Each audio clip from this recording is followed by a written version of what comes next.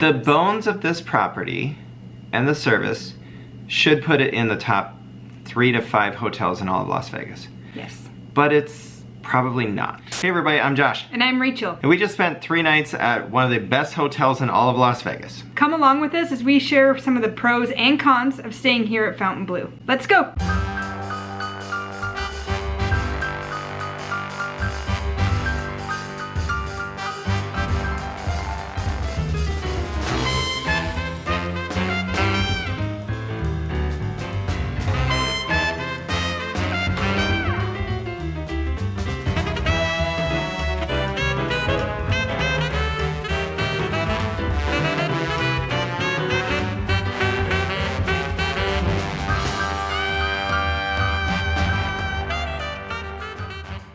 We were able to stay here at Fontainebleau this weekend because it was an offer match back in 2024 for my MGM offer at New York, New York. 3 nights in a king blue best view room. We checked in on a Friday, we are checking out on a Monday, so we're able to see a lot of the weekend flow, and it's a little bit different than what we had seen when we stayed here back in Labor Day. Yeah. So we're gonna be looking at that as well as our stay here this weekend. The room is nice. The room is great. Gorgeous. It's brand new.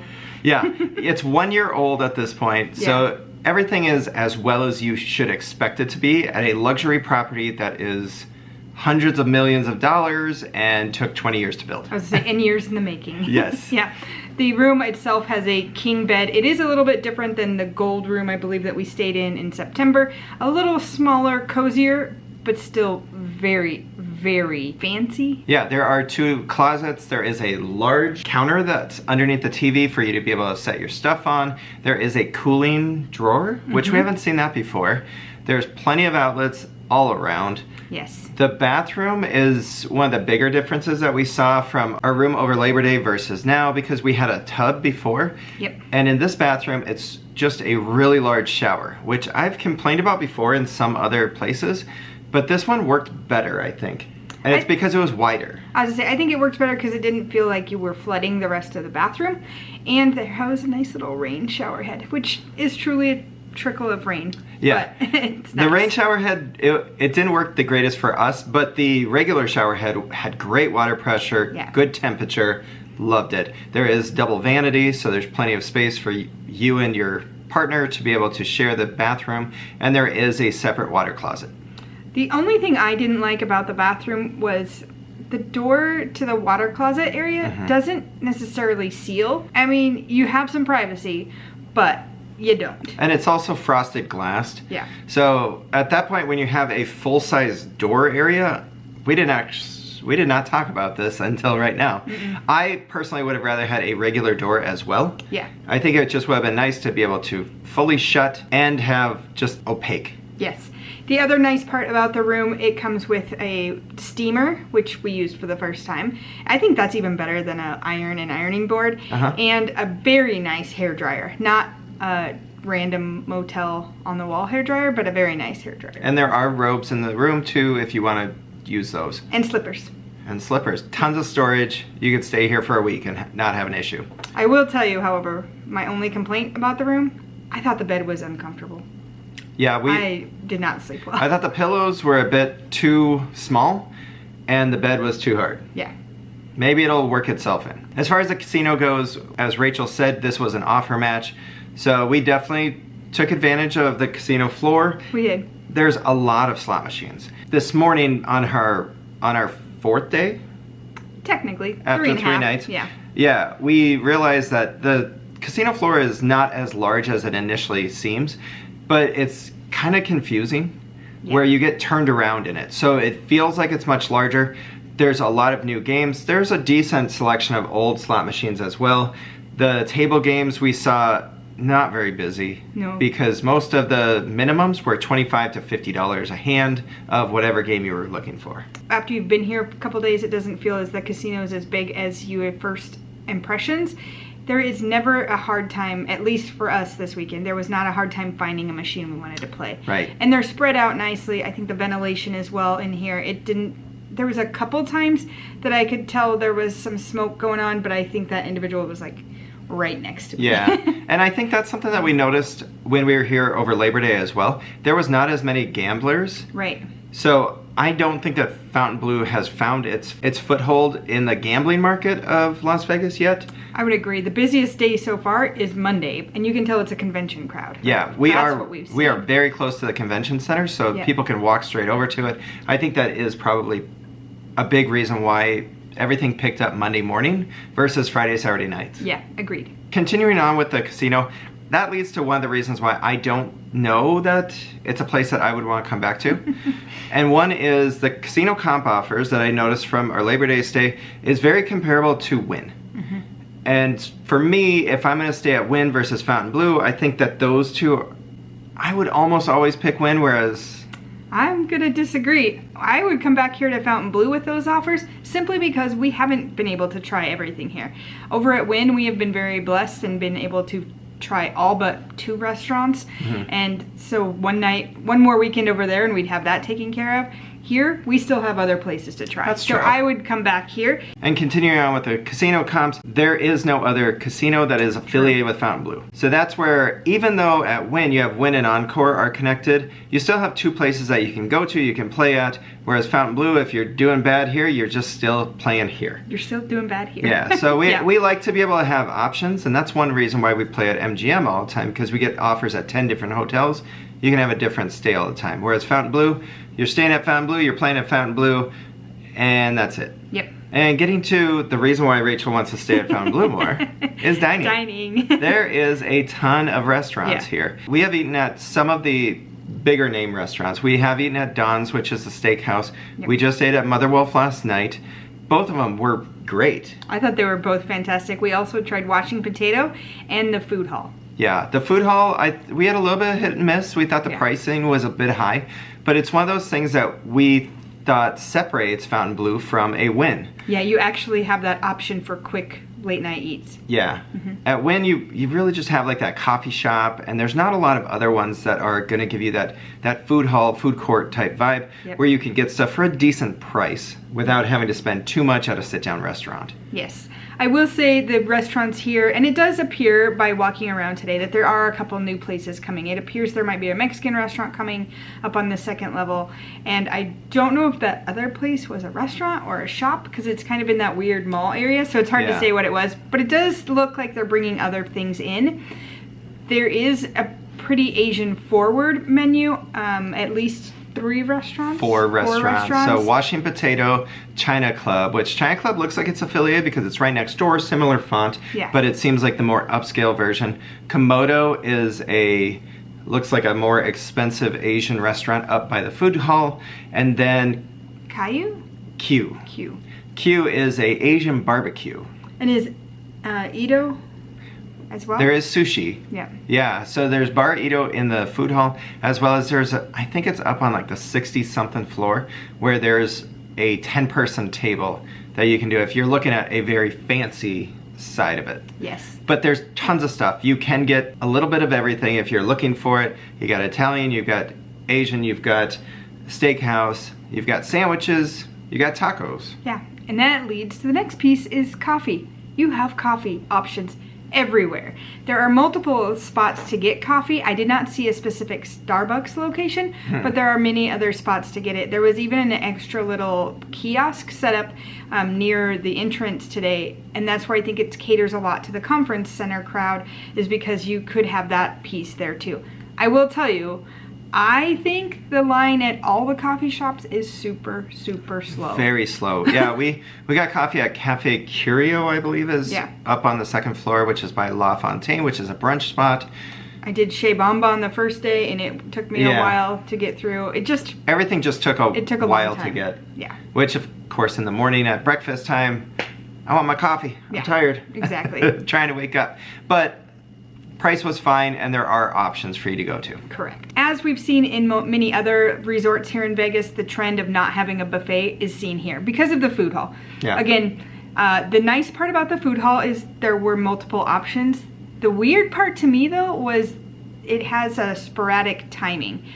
You're not going to get the pizza place until 11, but the bagel place closes at, I think, 1. Or something weird like that. So it depends on what you're looking for. You may see some that are closed down and some that don't open until later in the day. Yeah, and there are a couple breakfast options. Like you had just talked about, there is a bagel spot, there's a sandwich spot. Vita is downstairs across from Chez Bon Bon, which looks like it's the more regular priced breakfast spot, and then La Fontaine has more of a higher end menu. Yep. If you're enjoying this video and you want to see more like it, go ahead and hit that subscribe button and come along with us. As far as the pool, this January trip, we did not get a chance to see the pool because it's closed. But we did get to go to it last September. Yeah, which I had heard that there is a heated pool here, but the lady that checked us in told us that for some reason it was closed down right now. And when we went in September, I thought it was fine. I thought it was unremarkable. Yeah, it kind of reminded me of Aria. There's a lot of concrete, there's a couple palm trees, there's buildings around you. There is a adult area only, which was kind of nice, but it's also a very narrow, very small pool. But the pool, it did have a vibe. It did seem like a bit of a party. There was good stuff going on, they had drinks. So it is nice, you can definitely get your pool on. I don't know that it's gonna ever be somebody's favorite pool in Las Vegas though. In addition, there was a lot of seating. We didn't have any problems finding it. I don't know if that's just because, as we mentioned earlier, it doesn't seem as busy as some other places, or just the time of year. So it's hard to say, but there were places to sit when we went in September. It's a perfectly fine pool. It's not just a rectangle, but it's also not going to be something like what was at the Mirage. Yeah. We went to the gym. It is the coolest gym I've ever seen. Yeah, I took more footage of that gym than I think I have in any hotel we've ever stayed in, and it's probably the best gym I've ever been in, period. Yes, the options were limitless. It was amazing. From cardio equipment to free weights. They even offered classes for those people staying here at the resort that were free or included in your stay. I think on Saturday and Sunday were 2 or 3 classes a day, and then they have weekly or daily classes throughout the week. Yeah, and there was water or bottled water fill up. There was sparkling water in the gym area.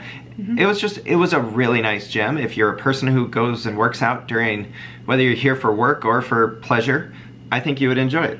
I do too, and it's open early. Starts at like 5 a.m. Nice. As far as nightlife, there is a club here. We don't go to the club, but I think it's called Live. We did go to a few of the lounges and really enjoyed them. I agree with that. There is one called Collins. It has a live piano player every night.